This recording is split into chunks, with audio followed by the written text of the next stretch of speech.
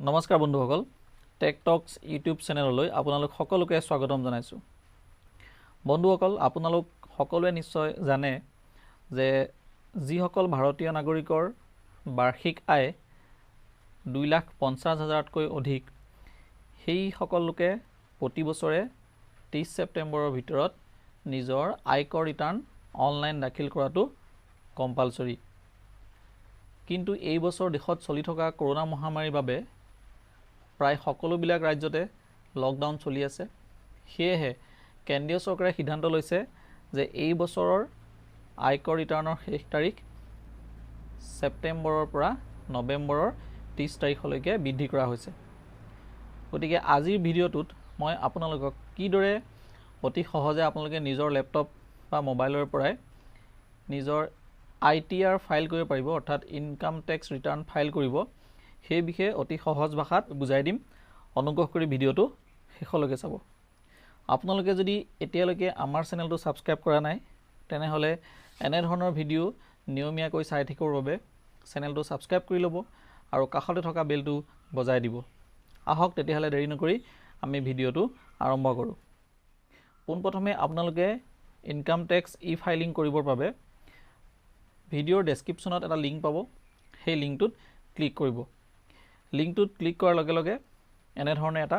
Website খোল খোৱা দেখা পাব। ইয়াতে আপোনালোকে ৰাইট ছাইডে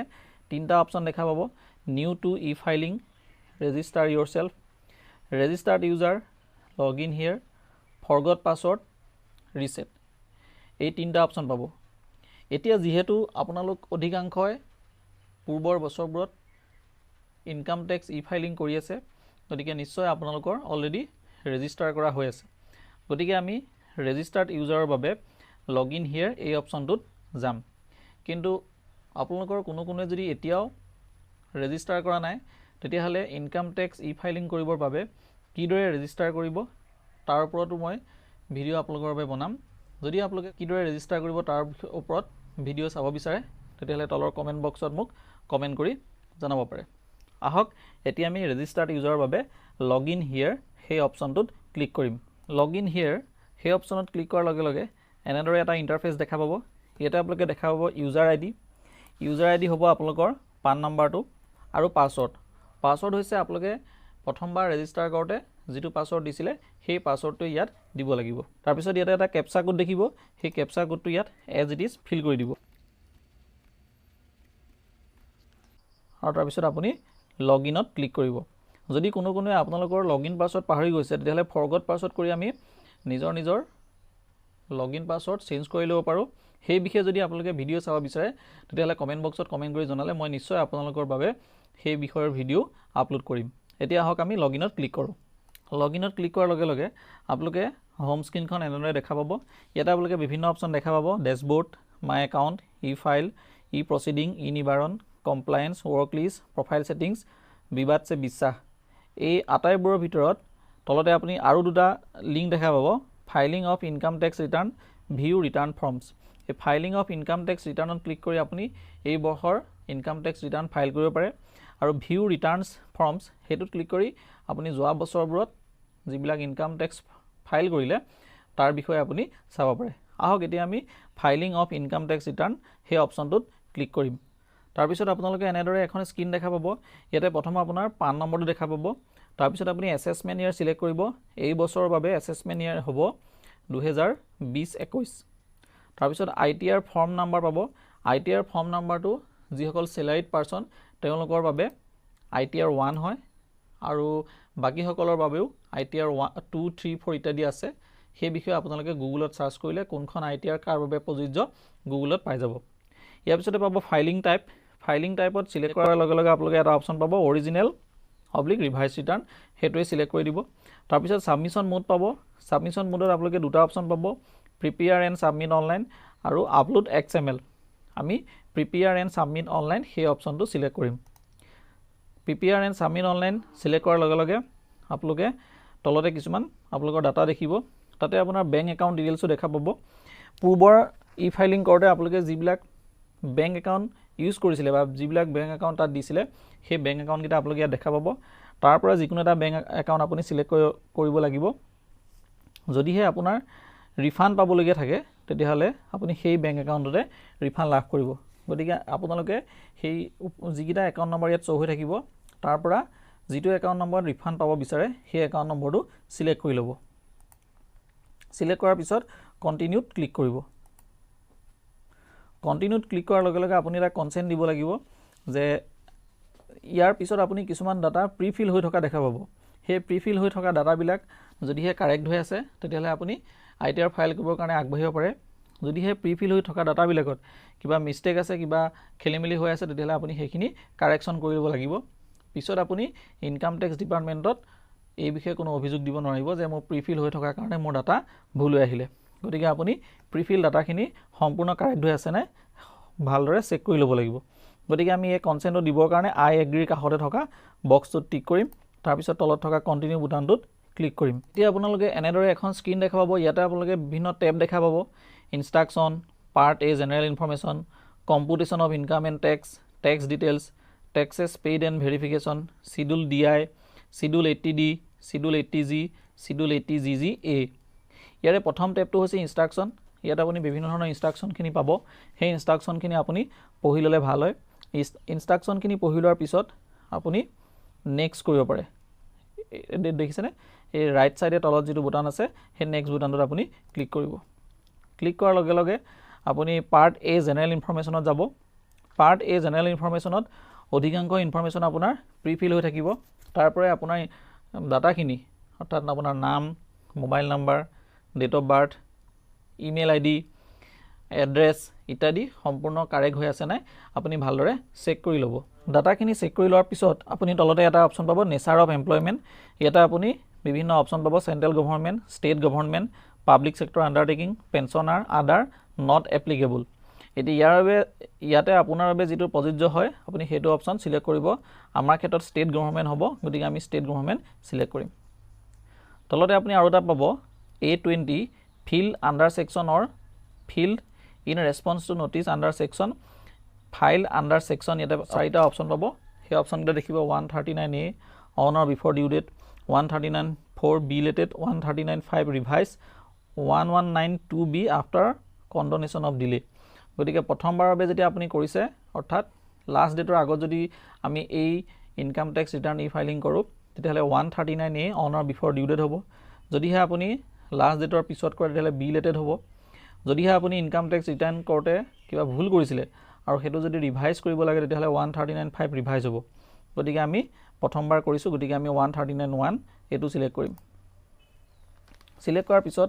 আপোনাক তলত আৰু দুটামান ইনফৰমেশ্যন বিচাৰিব। প্ৰথমটো হৈছে আপুনি পাৰ হৈ যোৱা বিত্তীয় বৰ্ষটোত অৰ্থাৎ শেষৰ বিত্তীয় বৰ্ষটোত কোনো কাৰেণ্ট একাউণ্টত 1 কোটিতকৈ অধিক টকা জমা কৰিছে নেকি। তাৰপিছত আপোনাক সুধিছে যে পাৰ হৈ যোৱা বিত্তীয় বৰ্ষটোত আপুনি বা আপোনাৰ পৰিয়ালৰ অন্য কোনো লোকে ফৰেইন কাণ্ট্ৰি ট্ৰেভেল কৰোঁতে 2 লাখ টকাতকৈ বেছি টকা খৰচ কৰিছে নেকি। আৰু এটা অপশ্যন সুধিছে যে পাৰ হৈ যোৱা বিত্তীয় বৰ্ষটোত অৰ্থাৎ শেষৰ বিত্তীয় বৰ্ষটো যিটো 31 মাৰ্চ 2020 শেষ হৈছে সেই বিত্তীয় বৰ্ষটোত আপুনি ইলেক্ট্ৰিচিটি বিল 1 লাখ টকাতকৈ বেছি দিছে নেকি। সেই 3টা অপশ্যনৰ যদি কোনোবা এটা আপোনাৰ কাৰণে প্ৰযোজ্য হয় অৰ্থাৎ ইয়েছ হয় তেতিয়াহ'লে আপুনি এই অপশ্যনটো ইয়েছ কৰিব লাগিব। আৰু যদিহে আপোনাৰ এটাও অপশ্যন নো হয় তেতিয়াহ'লে আপুনি নো চিলেক্ট কৰিব লাগিব। গতিকে আমাৰ ক্ষেত্ৰত নো হ'ব, গতিকে আমি নো চিলেক্ট কৰিছোঁ। ইয়াৰ পিছত আপুনি ছেভ ড্ৰাফ্ট কৰিব। ছেভ ড্ৰাফ্ট কৰাৰ পিছত আপুনি থাৰ্ড টেবটোলৈ যাব কম্পুটেশ্যন অফ ইনকাম এণ্ড টেক্স। ইয়াতে আপুনি কিছুমান ডাটা প্ৰিফিল হৈ থকা দেখিব পাৰে। যদি ডাটাখিনি প্ৰিফিল হৈ থাকে তেতিয়াহ'লে আপোনাৰ ডাটাৰ লগত নিজৰ হাতত থকা ডাটাখিনিৰ লগত মেটচ কৰাই ল'ব। যদিহে প্ৰিফিল নাথাকে তেতিয়াহ'লে আপুনি ফৰ্ম 16 অথবা আপুনি আপোনাৰ DDOৰ ওচৰত 31 মাৰ্চৰ আগত ইনকাম টেক্স কাটিবৰ কাৰণে যিখন ফৰ্ম ফিল আপ কৰিছিলে সেই ফৰ্মখন আপোনাৰ লগত ৰাখিব যাতে আমি সহজেই সেই ফৰ্মখনৰ পৰা বিভিন্ন ডাটাসমূহ ল'ব পাৰোঁ। ইয়াতে প্ৰথম অপশ্যনটো আছে গ্ৰছ চেলাৰী, সেইটো অট'মেটিকেলি আহিব। আপুনি তলৰ A, B, C এই 3টা অপশ্যন ফিল কৰাৰ লগে লগে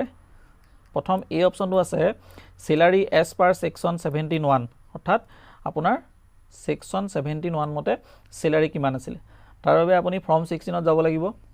ফৰ্ম 16ত গ'লে আপুনি দেখিব গ্ৰছ চেলাৰী ইনক্লুডিং এলাউৱেঞ্চ এণ্ড এৰিয়াৰ। গতিকে সেই অপশ্যনটোত আপুনি যিমান টকা দেখা পাইছিলে সেইটো তাত পুট কৰিব লাগিব। তাৰপিছত B, C এই অপশ্যনকেইটা সাধাৰণতে নালাগে, গতিকে কাৰোবাৰ ক্ষেত্ৰত প্ৰযোজ্য হ'বও পাৰে, কিন্তু প্ৰায় ক্ষেত্ৰত এইটো প্ৰযোজ্য নহয়, গতিকে আমি সেইটো ব্লেংক ৰাখিছোঁ। তাৰপিছত আছে less allowance to the extent exempt under section 10 অৰ্থাৎ ছেকশ্যন 10ৰ আণ্ডাৰত আপুনি যদি কিবা এক্সামশ্যন পায় সেইটো আপুনি ইয়াত পুট কৰিব লাগিব কিন্তু এইটো ইয়াত অট'মেটিক আহিব তলত আপুনি চিৰিয়েল নঙত বিভিন্ন অপশ্যনবিলাক পাব তাতে যদি আমি প্ৰথম অপশ্যনটো চাওঁ ইয়াতে বিভিন্ন অপশ্যন দেখা পাব leave travel concession assistance remuneration received as an official ইত্যাদি বিভিন্ন অপশ্যন পাব আপোনাৰ বাবে যিকেইটা এলাৱেন্স প্ৰযোজ্য হয় আপুনি যিকেইটা এলাৱেন্স লাভ কৰে সেই অপশ্যনটো আপুনি সিলেক্ট কৰি ল'ব ইয়াতে আপুনি হাউচ ৰেণ্টৰ অপশ্যনটো ইয়াতে পাব section 1013A allowance to meet expenditure incurred on house rent সেই অপশ্যনটো সিলেক্ট কৰি ল'ব অৰ্থাৎ আপুনি হাউচ ৰেণ্টৰ বাবদ পাৰ হৈ যোৱা বিত্তীয় বৰ্ষটোত কিমান টকা পাইছিলে তাৰ বাবে আপুনি আপোনাৰ চেলাৰী স্লিপ চাব পাৰে চেলাৰী স্লিপৰ পৰা আপুনি পাৰ হৈ যোৱা বিত্তীয় বৰ্ষটোত মুঠ কিমান টকা হাউচ ৰেণ্ট হিচাপে পালে সেই ডাটাটো পাই যাব তাৰ পৰাই আপুনি ইয়াত ভৰাই দিব পাৰিব আমাৰ ক্ষেত্ৰত এইটো 26004 গতিকে আমি সেইটো ইয়াত পুট কৰি দিছোঁ এইটো দেখিলেনে ইয়াত 26004 পুট কৰি দিয়াৰ লগে লগে ইয়াতো সেই অপশ্যনটোত এইটো অট'মেটিকেলি আহি গৈছে ইয়াৰ বাহিৰেও যদি আপোনাৰ আৰু কিবা এলাৱেন্সেছ লাভ কৰে তেতিয়াহ'লে আপুনি এই এড বুটামটোত গৈ কি এলাৱেন্স লাভ কৰে সেইটো ইয়াত সিলেক্ট কৰিব সিলেক্ট কৰি পৰাই আপুনি কিমান টকা লাভ কৰিলে সেইটো ইয়াতে পুট কৰি দিব আমাৰ ক্ষেত্ৰত আন এলাৱেন্স নাই গতিকে আমি অকল হাউচ ৰেণ্ট এলাৱেন্সটো ইয়াত পুট কৰিম তাৰপিছত আপুনি দেখা পালে যে নেট চেলাৰীটো ইয়াত অট'মেটিক আহি গৈছে এইটো মাইনাছ হৈ পেলাই গ্ৰছ চেলাৰীৰ পৰা আপোনাৰ যিটো হাউচ ৰেণ্ট আছিলে সেইটো মাইনাছ হৈ অট'মেটিক ইয়াত আহি গৈছে তাৰপিছত আপোনাৰ ডিডাকশ্যন আণ্ডাৰ ছেকশ্যন 16 অৰ্থাৎ এইটো ষ্টেণ্ডাৰ্ড ডিডাকশ্যন 50,000 অট'মেটিক আহিব তাৰপিছত আপোনাৰ বি অপশ্যনটো দেখা পাব এণ্টাৰটেইনমেণ্ট এলাৱেন্স যিসকলে এণ্টাৰটেইনমেণ্ট এলাৱেন্স পায় সেইটো ইয়াতে পুট কৰিব লাগিব আমাৰ ক্ষেত্ৰত নাই সেইটো গতিকে আমি পুট নকৰোঁ প্ৰফেশ্যনেল টেক্স অৰ্থাৎ টেক্স অন এমপ্লয়মেণ্ট বুলিও এইটোক কয় গতিকে আপোনাৰ প্ৰফেশ্যনেল টেক্স পাৰ হৈ যোৱা বিত্তীয় বৰ্ষটোত কিমান টকা আছিলে সেইটো আপুনি ইয়াতে পুট কৰক তাৰ বাবে আপুনি আপোনাৰ ফৰ্ম 16খনো চাব পাৰে নহ'লে আপোনাৰ ওচৰত যদি চেলাৰী স্লিপসমূহ আছে সেই চেলাৰী স্লিপতো আপুনি সেই বস্তুটো পাই যাব আমাৰ ক্ষেত্ৰত এইটো 2496 গতিকে আমি 2496 ইয়াত পুট কৰি দিম 2496 পুট কৰি দিয়াৰ লগে লগে ইনকাম চাৰ্জেবল আণ্ডাৰ দ্য হেড চেলাৰিজ সেইটো অট'মেটিকেলি ইয়াত কেলকুলেট হৈ যাব টাইপ অফ হাউচ প্ৰপাৰ্টি যদিহে আপোনাৰ হাউচ প্ৰপাৰ্টি আছে তেতিয়াহ'লে আপুনি ইয়াতে এইটো সিলেক্ট কৰিব লাগিব সেল্ফ অকুপাইড লেট আউট ডিম লেট আউট গতিকে আমাৰ ক্ষেত্ৰত এইটো প্ৰযোজ্য নহয় গতিকে আমি সেইটো সিলেক্ট নকৰোঁ ইনকাম ফ্ৰম আদাৰ চ'ৰ্চেছ সেই ইনকাম ফ্ৰম আদাৰ চ'ৰ্চেছত আপুনি বিভিন্ন অপশ্যন পাব নেচাৰ অফ ইনকামত interest from savings account interest from deposit bank post office cooperative society interest from income tax refund family pension any other এইসমূহৰ ভিতৰত যদি আপোনাৰ কোনোবাটো প্ৰযোজ্য হয় তেতিয়াহ'লে আপুনি সেইটো সিলেক্ট কৰিব আৰু এমাউণ্টটো ইয়াতে ভৰাব ইণ্টাৰেষ্ট ফ্ৰম ছেভিংছ একাউণ্ট সেইটো আমাৰ সকলোৰে বাবে প্ৰযোজ্য হয় কিন্তু ইয়াতে এটা কথা আছে যে পাৰ হৈ যোৱা বিত্তীয় বৰ্ষটোত যদি আপুনি 10,000 টকাতকৈ বেছি ছেভিংছ একাউণ্টৰ ইণ্টাৰেষ্ট লাভ কৰিছে তেতিয়াহ'লে আপোনাৰ সেইটো টেক্সেবল হয় কিন্তু 10,000 টকাৰ ভিতৰত থাকিলে সেইটো টেক্সেবল নহয় যদি ধৰি লওক আমি ইয়াতে ইণ্টাৰেষ্ট ফ্ৰম ছেভিংছ একাউণ্ট অৰ্থাৎ আপোনাৰ ছেভিংছ একাউণ্টৰ পৰা কিমান টকা ইণ্টাৰেষ্ট পালে সেইটো যদি আমি ইয়াতে ভৰাওঁ তেতিয়াহ'লে আমাৰ পিছত এটা অপশ্যন পাম আমি সেইটো যিটো আপোনালোকে দেখা পাব সেই অপশ্যনটোত আকৌ সেইটো পুনৰ ডিডাক্ট হৈ যাব গতিকে যদি আপোনালোকৰ ছেভিংছ একাউণ্টৰ ইণ্টাৰেষ্ট 10,000 টকাতকৈ বেছি নহয় গতিকে এইটো নভৰালৈ চলি যাব কিন্তু মই ৰিকমেণ্ড কৰিম সেইটো ভৰালে ভাল তাৰপিছত আপুনি সেইখিনি ভৰোৱাৰ পিছত B4A অপশ্যনত gross total income if loss put the figure in negative অৰ্থাৎ আপুনি গ্ৰছ টোটেল ইনকাম কিমান হ'ল সেই ফিগাৰটো ইয়াতে দেখা পাব তাৰপিছত আপুনি part C deduction and taxable total income ইয়াতে বিভিন্ন অপশ্যন দেখা পাব 80C life insurance premium deferred annuity contribution to provided provident fund subscription to certain equity shares or debenture etcetera 80CCC 80CCD1 80CCD 1B 80CCD2 80D 80DD ইত্যাদি বিভিন্ন আপোনাৰ ছেকশ্যনবিলাক পাব আপোনাৰ কাৰণে যিটো প্ৰযোজ্য হয় আপুনি সেইটো সিলেক্ট কৰি ল'ব সাধাৰণতে লাইফ ইঞ্চুৰেঞ্চৰ প্ৰিমিয়ামবিলাক 80C এই প্ৰথম অপশ্যনটোতে আহিব গতিকে সেইটোত যদি আপোনাৰ কোনো প্ৰিমিয়াম আছিলে তেতিয়াহ'লে আপুনি ইয়াতে এইটো ভৰাব লাগিব লাইফ ইঞ্চুৰেঞ্চ প্ৰিমিয়াম GIS আৰু GPF এই আটাইখিনিৰ বাবে যিখিনি ডিডাকশ্যন আছিলে সেই সকলোখিনি টোটেল কৰি এই পইণ্টটোতে এই কলমটোতে আপুনি ভৰাব লাগিব পাৰ্ট চিৰ প্ৰথমতে আপোনালোকে এটা অপশ্যন দেখা পাব যে 1 এপ্ৰিলৰ পৰা 31 জুলাইৰ ভিতৰত আপোনালোকে টেক্স ছেভিং যদি কিবা ইনভেষ্টমেণ্ট কৰিছে তাৰ বিষয়ে আপোনালোকে ডিক্লেৰেশ্যন দিব লাগিব যদি কৰিছে য়েছ দিব আৰু যদি নাই কৰা ন' দিলেই হ'ব যিসকল চৰকাৰী কৰ্মচাৰীৰ GPFৰ সলনি NPS আছে তেওঁলোকে 80CCD1 সেই কলমটোত তেওঁলোকৰ NPSত মুঠ কিমান টকা কাটিছে সেইটো ফিল কৰিব লাগিব আপোনালোকৰ যদি হেল্থ ইঞ্চুৰেঞ্চ প্ৰিমিয়াম আছিলে তেতিয়াহ'লে হেল্থ ইঞ্চুৰেঞ্চ প্ৰিমিয়ামৰ যিটো প্ৰিমিয়াম এমাউণ্ট হয় সেই প্ৰিমিয়াম এমাউণ্টটো আপুনি 80D এই সেকশনত ভৰাব লাগিব তাৰ বাবে আপুনি ওপৰত এটা ট্যাব দেখা পাব শিডিউল 80D তাতে গৈ পেলাই আপুনি হেলথ ইন্সুৰেন্সৰ প্ৰিমিয়াম ডিটেইলছখিনি তাতে পুট কৰিব লাগিব হেলথ ইন্সুৰেন্সৰ প্ৰিমিয়ামৰ বাবে আপুনি ওপৰৰ শিডিউল 80D এই ট্যাবটো সিলেক্ট কৰক তাৰ পিছত আপোনাৰ ইয়াতে এনেদৰে এটা অপচন দেখা পাব whether you or any of your family member excluding parent is a senior citizen যদিহে আপোনাৰ পেৰেণ্টছক বাদ দি আপোনাৰ পৰিয়ালৰ যদি কোনো সিনিয়ৰ সিটিজেন আছে তেতিয়াহ'লে আপুনি ইয়াত ইয়েস কৰিব আৰু যদি নাই নো কৰিব তাৰ পিছত আপুনি হেলথ ইন্সুৰেন্সৰ প্ৰিমিয়াম কিমান টকা দিলে হেলথ ইন্সুৰেন্স তাতে ইয়াতে আপুনি ভৰাব লাগিব আমাৰ ক্ষেত্ৰত এটো 6866 গতিকে আমি এটো ইয়াতে পুট কৰি দিছো 2 নম্বৰ অপচনটোত আপোনাৰ পিতৃ-মাতৃৰ কোনোবা এজন যদি সিনিয়ৰ সিটিজেন হয় অৰ্থাৎ 60 বছৰতকৈ যদি বেছি বয়সৰ হয় তেতিয়াহ'লে ইয়েস কৰি তেওঁলোকৰ বাবে হেলথ ইন্সুৰেন্সৰ প্ৰিমিয়াম ভৰাব আৰু যদি নো হয় তেতিয়াহ'লে নো কৰি সেভ ড্ৰাফট এই অপচনটোত ক্লিক কৰিব 80D এই ট্যাবটোত আপুনি হেলথ ইন্সুৰেন্সৰ প্ৰিমিয়াম ডিটেইলছখিনি পুট কৰাৰ লগে লগে এইটো ট্যাবত অৰ্থাৎ কম্পুটেশন অফ ইনকাম এণ্ড টেক্স সেই ট্যাবটোত আপোনাৰ যেটো 80D সেকশন আছে সেই 80D সেকশনত অটোমেটিক্যালি সেই এমাউণ্টটো ইয়াতে যেটো আপোনাৰ এলিজিবল এমাউণ্ট হয় সেই এমাউণ্টটো ইয়াতে অটোমেটিক ফিল্ড হৈ যাব ইয়াতে আপুনি অন্যান্য অপচন কিছুমান পাব 80DD maintenance including medical treatment of A dependent who is a person with disability হেতু যদি আপোনাৰ কাৰণে প্ৰযোজ্য হয় তেতিয়াহ'লে আপুনি এটো ইয়াৰ পৰা সিলেক্ট কৰি পেলাই ইয়াতে এমাউণ্টটো ভৰাব 80DDB medical treatment of specified disease সমূহৰ বাবে আপোনাৰ যদি কোনো মেডিকেল ট্ৰিটমেন্ট কৰা হৈছিল সেলফ বা ডিপেন্ডেন্ট বা সিনিয়ৰ সিটিজেনৰ ক্ষেত্ৰত তেতিয়াহ'লে সেই এমাউণ্টটো আপুনি ইয়াতে ভৰাব ইত্যাদি বিভিন্ন অপচন দেখা পাব interest on loan taken for higher এডুকেশনৰ কাৰণে যদি লোন লোৱা আছিল তাৰ যেটো ইন্টাৰেষ্ট পাৰ্ট আছিল হেতু আপুনি ট্যাক্স ডিডাকশনৰ কাৰণে ক্লেইম কৰিব পাৰে interest on loan taken for residential house property তাত আপোনাৰ ঘৰৰ যদি হাউচিং লোন লোৱা আছে তাৰ যেটো ইন্টাৰেষ্ট পাৰ্ট আছে হেতু আপুনি ইয়াত ক্লেইম কৰিব পাৰে deduction in respect of interest on loan taken for certain house property হেতু আপোনাৰ কাৰণে এপ্লিকেবল হলে আপুনি ইয়াতে ফিল কৰিব পাৰে deduction in respect of purchase of electric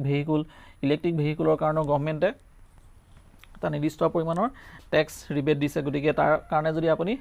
টকা খৰচ কৰিছে তেতিয়ালে 80EEB সেই সেকশনটোৰ অধীনত আপুনি ইয়াতে যিমান টকা খৰচ কৰিছে হেতু ইয়াতে ফিল কৰিব লাগিব 80G এই সেকশনটোৰ অধীনত যদি আপুনি কোনো certain funds charitable institution ইত্যাদি যদি কিবা ডোনেশন দিছে তেতিয়ালে আপুনি হেতুৰ কাৰণেও ক্লেইম কৰিব পাৰে যেনে ধৰক এতিয়া সমগ্ৰ দেশতে কৰোনা মহামাৰী চলি আছে তাৰ বাবে আপুনি যদি এই PM কেয়াৰছ ফান্ড বা অসম আৰোগ্য নিধি ইত্যাদিলে যদি কোনো দান দিছে তেতিয়াহলে আপুনি হেতু 80G সেকশনৰ অধীনত ক্লেইম কৰিব পাৰে 80G সেকশনৰ অধীনত ক্লেইম কৰিবৰ বাবে আপুনি ওপৰতে এটা ট্যাব পাব শিডিউল 80G তাতে গৈ 80D যিদৰে আমি হেলথ ইন্সুৰেন্সৰ প্ৰিমিয়ামৰ সবিশেষ পুট কৰিছিলো ঠিক একেদৰে আপুনি 80G সেকশনতো সেইখিনি পুট কৰাৰ লগে লগে ইয়াত অটোমেটিক হেতু ফিগাৰ আহি যাব 80GG ৰেন্ট পেড আপুনি যদি ৰেন্ট পেড কৰিছে তেতিয়াহলে আপুনি ওপৰত এটা ট্যাব পাব 80G সেই 80G ত গৈ আপুনি ৰেন্ট কিমান টকাৰ পে কৰিলে ইত্যাদি সবিশেষ তথ্যখিনি পুট কৰাৰ লগে লগে ইয়াতে আপোনাৰ হেতু অটোমেটিক আহি যাব ইত্যাদি বিভিন্ন অপচন আছে 80U লৈকে আপোনালোকৰ ক্ষেত্ৰত যেটো অপচনে এপ্লিকেবল হয় বুলি ভাবে আৰু যেটো নেকি আপোনালোকৰ ওচৰত ডকুমেন্টাৰী প্ৰুফ আছে সেই অপচনটো আপোনালোকে ইয়াত ফিল কৰিব আৰু যদি এই সম্পৰ্কত যদি কিবা বিশেষ জানিবলৈ আছে ইন ডিটেইলছ তেতিয়াহলে কমেন্ট বক্সত মই কমেন্ট কৰি জনাব পাৰে তাৰ পিছত আপুনি সকলোখিনি ডিডাকশন ফিল কৰাৰ পিছত C1 এই অপচনটোত টোটাল ডিডাকশন সেই পাৰ্টটো দেখাব অৰ্থাৎ আপোনাৰ মুঠ কিমান টকা ডিডাকশন হ'ব টোটাল ডিডাকশনৰ পিছতে আপুনি C2 এটা অপচন দেখিব তাতে টোটাল ইনকাম অৰ্থাৎ আপোনাৰ টোটাল চাৰ্জেবল ইনকামৰ পৰা টোটাল ডিডাকশনখিনি মাইনাস কৰিলে যিমান টকা থাকি যাব হেতুই হ'ব আপোনাৰ টোটাল ইনকাম হেতু আপুনি ইয়াতে অটোমেটিক্যালি আহি যোৱা দেখা পাব তাৰ পিছতে আপুনি এটা অপচন দেখা পাব exempt income if agricultural income exceed ₹5000 other ITR as applicable has to be filled যদিহে আপোনাৰ এগ্ৰিকালচাৰ ইনকাম 5000 টকাতকৈ বেছি আছে তেতিয়াহলে আপুনি তাৰ বাবে প্ৰযোজ্য ITR সেপাৰেট কৰি ফিল কৰিব লাগিব তাৰ বাবে আপুনি ইয়াতে বিভিন্ন অপচন দেখা পাব নেচাৰ অফ ইনকাম যদি এই অপচনটো আপোনালোকৰ বাবে প্ৰযোজ্য হয় তেতিয়াহলে ইয়াত থকা সেকশন বিলাকৰ ভিতৰত যেটো অপচনে আপোনালোকৰ বাবে প্ৰযোজ্য হয় বুলি ভাবে হেতু সিলেক্ট কৰি এই এমাউন্ট বক্সটোত কিমান টকাৰ আপুনি ইনকাম কৰিছে বা কিমান টকা আপুনি গভৰ্ণমেণ্টৰ ফালৰ পৰা লাভ কৰিছে সেই এমাউন্টটো ইয়াতে ভৰাব লাগিব আমাৰ ক্ষেত্ৰত এটো প্ৰযোজ্য নহয় গতিকে আমি এটো ব্ল্যাঙ্ক ৰাখিম তাৰ পিছত আপুনি কম্পুটেশন অফ ট্যাক্স পেয়েবল পাৰ্ট ডিট হেতু দেখা পাব tax payable on total income দেখা পাব ফাৰ্স্ট পইণ্টত তাৰ পিছত আপুনি ৰিবেট আন্ডাৰ সেকশন 87A তাতে আপুনি কিমান টকা ৰিবেট পাব হেতু দেখা পাব তাৰ পিছত আপুনি ট্যাক্স পেয়েবল আফটাৰ ৰিবেট হেতু অপচন অটোমেটিক দেখা পাব হেলথ এণ্ড এডুকেশন সেছ 4% কিমান হ'ব হেতু দেখা পাব total of tax and health and education cess কিমান হেতু দেখা পাব ৰিলিফ আন্ডাৰ সেকশন 89 যদি কিবা আছে 89 সেকশনৰ আন্ডাৰত যদি আপুনি ক্লেইম কৰিব বিচাৰে তেতিয়ালে সেই কিমান টকা ক্লেইম কৰিব বিচাৰিছে হেতু আপুনি ইয়াতে পুট কৰি দিব লাগিব আন্ডাৰ সেকশন 89 কি ক্লেইম কৰিব পাৰে সেই বিষয়ে যদি আপোনালোকে বিশেষভাৱে জানিব বিচাৰিছে সবিশেষ জানিব বিচাৰিছে তেতিয়ালে কমেন্ট বক্সত মোক কমেন্ট কৰি জনাব আৰু একেবাৰে শেষত আপুনি total tax fees and interest কিমান টকা পে কৰিব লাগিব দেখা পাব গতিকে আমাৰ ক্ষেত্ৰত এটো নীল গতিকে আমি কোনো ধৰণৰ ট্যাক্স পে কৰিব নালাগে আৰু ৰিফান্ড পাবলগীয়া একো নাথাকে তাৰ পিছৰ টেপ অৰ্থাৎ 4 নম্বৰ টেপটো ট্যাক্স ডিটেইলছত গলে আপুনি Details of tax deducted at source from salary as per form 16 issued by employer. ইয়াতে এইখিনি প্ৰিফিল হৈ থকা দেখা পাব কিন্তু আমাৰ ক্ষেত্ৰত এটো প্ৰিফিল হৈ থকা দেখা নাই গতিকে এটো এনেদৰে ৰাখিব লাগিব স্যালাৰিক বাদ দি যদি আপোনালোকৰ আন কিবা ইনকাম আছিল আৰু যেটো নেকি আপোনালোকে ডিক্লেয়াৰ কৰিছে আৰু তাৰ বাবে যদি আপোনালোকৰ কোনো TDS কাটিছে তেতিয়ালে হেতু আপোনালোকে সেকশন TDS 2 তাতে দেখিবলৈ পাব ইয়াৰ পিছত আপুনি 5 নম্বৰ টেপটোত গলে দেখা পাব ট্যাক্সেস পেইড এণ্ড ভেৰিফিকেশন অৰ্থাৎ আপোনাৰ কিমান টকা ট্যাক্স আপুনি পে কৰিছে অৰ্থাৎ আপোনাৰ যদি ডিডিএ ট্যাক্স অলৰেডি ডিডাক্ট কৰিছে অৰ্থাৎ TDS কাটিছে তেতিয়ালে তাৰ ডিটেইলছখিনি আপুনি ইয়াতে দেখা পাব তাৰপিছত যদি আপুনি ৰিফান্ড পাবলগীয়া থাকে তেতিয়ালে হেতু আপুনি ইয়াতে ৰিফান্ড D14 সেই পইণ্টটো দেখা পাব আমাৰ ক্ষেত্ৰত 90 रुपीजৰ ৰিফান্ড আছে গতিকে আমি 90 रुपीज ৰিফান্ড পাম যদি আপোনাৰ ৰিফান্ড পাবলগীয়া থাকে তেতিয়ালে আপুনি কোনটো একাউণ্টৰ ৰিফান্ড পাব বিচাৰে সেই একাউণ্টৰ তলত সিলেক্ট কৰি দিব লাগিব একেবাৰে শেষত আপুনি এটা পাৰ্ট পাব ভেৰিফিকেশন বুলি আই তাৰ পিছত আপোনাৰ নামটো থাকিব সন ডাটাৰ অফ এটা আপুনি আপোনাৰ দেউতাৰ নাম এটা উল্লেখ কৰিব তাৰ পিছত I father declare that I am making this return in my capacity as তাতে সেলফ কৰিব অৰ্থাৎ আপুনি নিজে আইটিআৰ ফাইল কৰিছে আৰু পাৰ্মানেন্ট একাউণ্ট নাম্বাৰ এটা আপুনি দেখা পাব হেতু কাৰেক্ট হৈ আছে না হেতু এবাৰ চেক কৰিব তাৰ পিছত আপুনি প্লেসটো দেখা পাব প্লেসটো আপুনি নিজৰ ঠাই টুকুৰা নাম লিখি দিব অৰ্থাৎ যিখন ঠাইৰ পৰা আপুনি ই ফাইলিং কৰি আছে সেই ঠাইখনৰ নাম দিয়া লিখি দিব কাষতে আপুনি ডেটটো দেখা পাব অৰ্থাৎ যি তাৰিখে আপুনি ই ফাইলিং কৰি আছে সেই ডেটটো দেখা পাব এটা আপুনি ভেৰিফিকেশনৰ কাৰণে তিনটা অপচন পাব I would like to e-verify. Please ensure that you have valid Aadhaar, pre-validated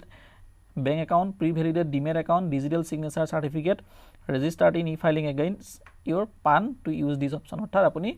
আপোনাৰ আধাৰ বা pre-validated bank account বা Demat account, digital signature ইত্যাদি ব্যৱহাৰ কৰি e-verify কৰিব পাৰে। Second option টো পাব আপুনি I would like to e-verify later within 120 days from date of filing অৰ্থাৎ আপুনি যি তাৰিখে ফাইল কৰি আছে সেই ফাইল কৰা তাৰিখৰ পৰা 120 দিনৰ ভিতৰত ই-ভেৰিফাই কৰিব পাৰে হেতু অপচনো আপুনি সিলেক্ট কৰি ল'ব পাৰে কিন্তু সেই অপচনটো সিলেক্ট কৰি আপুনি সাবমিট কৰিলে সাবমিট কৰাৰ পৰা 120 দিনৰ ভিতৰত ই-ভেৰিফাই কৰিব লাগিব আৰু থাৰ্ড অপচনটো হৈছে I don't want to e-verify and would like to send sign ITR 5 through normal or speed post অৰ্থাৎ আপুনি যদি ই-ভেৰিফাই কৰিব নিবিচাৰে বা ই-ভেৰিফাই কৰাৰ যদি আপোনাৰ সুবিধা নাই তেতিয়ালে আপুনি 3 নম্বৰ অপচনটো সিলেক্ট কৰি যিখন ITR 5 ইয়াতে জেনাৰেট হ'ব সেইখন প্ৰিন্ট আউট কৰি আপুনি centralise processing centre income tax department Bengaluru সেই এড্ৰেছত 120 দিনৰ ভিতৰত ফাইল কৰাৰ ইনকাম টেক্স ই-ফাইলিং কৰাৰ 120 দিনৰ ভিতৰত পোষ্ট কৰি পঠাব লাগিব এতিয়া আমাৰ ক্ষেত্ৰত আমি ফাৰ্স্ট অপচনটো সিলেক্ট কৰিম অৰ্থাৎ আমি ই-ভেৰিফাই কৰিম গতিকে আমি ফাৰ্স্ট অপচনটো সিলেক্ট কৰি লৈছো এইকিটা আপোনালোকে এটা কথা মনত ৰাখিব যে এই আমি যিখিনি ই-ফাইলিং কৰি আছো সেই পেজটো অটোমেটিক্যালি লগ আউট হৈ যোৱাৰ চান্স থাকে গতিকে আপুনি মাজে মাজে ওপৰত বা তলৰ ফালে যেটো সেভ ড্ৰাফট বুলি অপচন দেখা পাব সেই অপচনটো মাজে মাজে ক্লিক কৰি থাকিব অৰ্থাৎ সেভ ড্ৰাফট কৰি ৰাখিব ই-ভেৰিফাই কৰাৰ আগতে আপুনি প্ৰিভিউ এণ্ড সাবমিটত ক্লিক কৰি আপুনি প্ৰিভিউ চাব পাৰে প্ৰিভিউ এণ্ড সাবমিটত ক্লিক কৰাৰ লগে লগে আপোনাক এনেদৰে এটা মেছেজ দেখাব please verify that all details are valid click OK to continue submission of the form click cancel to return back to form যদিহে আপোনাৰ সকলো ডাটা ঠিকে থাকে তেতিয়ালে আপুনি OK ক্লিক কৰি সাবমিট কৰিব পাৰিব আৰু যদি কিবা মিস্টেক আছে বা কিবা ভুল হৈ আছে তেতিয়ালে আপুনি ক্যান্সেলত ক্লিক কৰি সেইখিনি কাৰেক্ট কৰিব পাৰিব আমাৰ ক্ষেত্ৰত সকলো কাৰেক্ট আছে গতিকে আমি OK ত ক্লিক কৰিম সাবমিট কৰাৰ পিছত আপুনি ITR 1 সহজ ইণ্ডিয়ান ইনকাম টেক্স ৰিটাৰ্ণ এনেদৰে এখন স্ক্ৰিন দেখা পাব ইয়াতে আপুনি যিখিনি ডাটা সাবমিট কৰিলে সেই ডাটাখিনিৰ এটা স্ন্যাপশ্বট আপুনি ইয়াতে দেখা পাব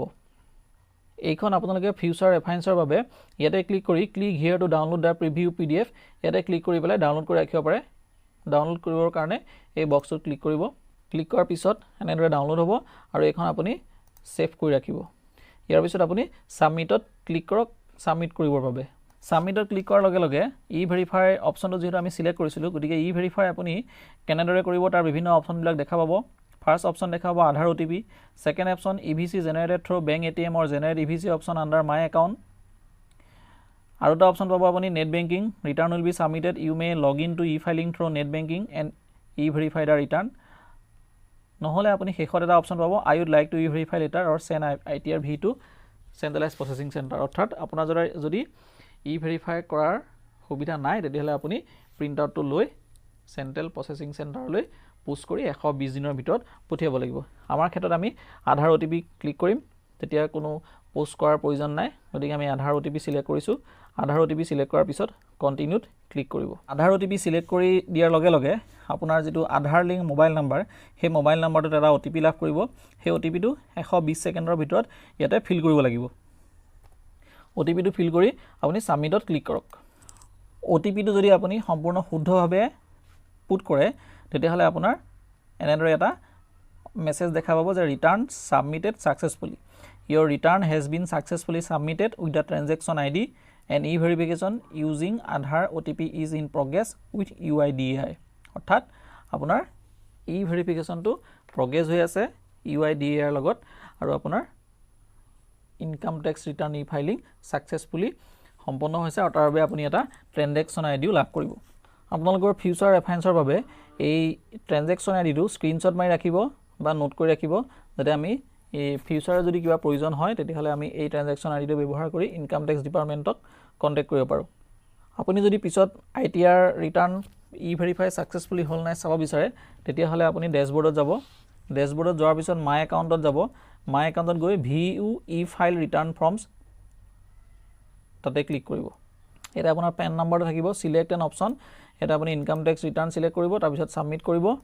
সাবমিট কৰাৰ লগে লগে আপোনালোকে এনেদৰে ইনকাম টেক্স ৰিটাৰ্ণৰ বিভিন্ন স্থিতিবিলাক জানিব পাৰিব পূৰ্বৰ বছৰবোৰ আৰু এতিয়া আপুনি এই বৰ্ষৰ যদি ইনকাম টেক্স ৰিটাৰ্ণ ফাইল কৰিছে অলৰেডি তেতিয়াহ'লে হেটাৰো ষ্টেটাছ আপুনি দেখা পাব এতিয়া আমি যেটো কৰিছিলোঁ এটো আছিল এছেছমেন্ট ইয়াৰ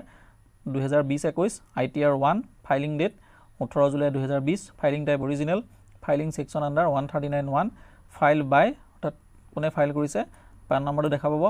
একনলেজমেন্ট নম্বৰ আপুনি দেখা পাব আৰু ষ্টেটাছ সাকসেসফুলি ই ভেৰিফাইড অৰ্থাৎ আমাৰ ই ভেৰিফাই সাকসেসফুলি হৈ গৈছে আপুনি একনলেজ নম্বৰটোত ক্লিক কৰি পেলাই একনলেজমেন্ট ৰিসিপ্টটো ডাউনলোড কৰি ৰাখিব পাৰে তাতে আপুনি দেখা পাব ITR 5 একনলেজমেন্ট তাতে ক্লিক কৰি দিয়াৰ লগে লগে একনলেজমেন্টটো PDF ডাউনলোড হ'ব এনেদৰে আপোনালোকে একনলেজমেন্ট ৰিসিপ্টখন দেখা পাব তাৰ উপৰিও আপোনালোকে ITR ফৰ্ম হেখনো ডাউনলোড কৰিব পাৰে ডাউনলোড কৰিবৰ বাবে এই অপচনটোত ITR ফৰ্ম সেই অপচনটোত ক্লিক কৰিব ক্লিক কৰাৰ লগে লগে PDF ডাউনলোড হ'ব আৰু হেখন আপোনালোকে সেভ কৰি ৰাখিব গতিকে এনেদৰে আপোনালোকে সকলোৱে নিজৰ income tax return e filing অতি সহজে কৰিব পাৰিব মই ভিডিঅ'ত অলৰেডি যিমান পাৰো আপোনালোকক ডেসক্ৰাইব কৰিবৰ বাবে চেষ্টা কৰিছো যদি এতিয়াও আপোনালোকৰ কোনো কনফিউজন আছে তেতিয়াহ'লে কমেন্ট বক্সত মোক কমেন্ট কৰি জনাব পাৰে আশা কৰিছো ভিডিঅ'টো আপোনালোকে নিশ্চয় ভাল পালে যদি ভাল পালে এটা লাইক নিশ্চয় কৰিব সকলোৰে লগত ভিডিঅ'টো শ্বেয়াৰ কৰক যাতে তেওঁলোকেও এনে ধৰণৰ ভিডিঅ' চাই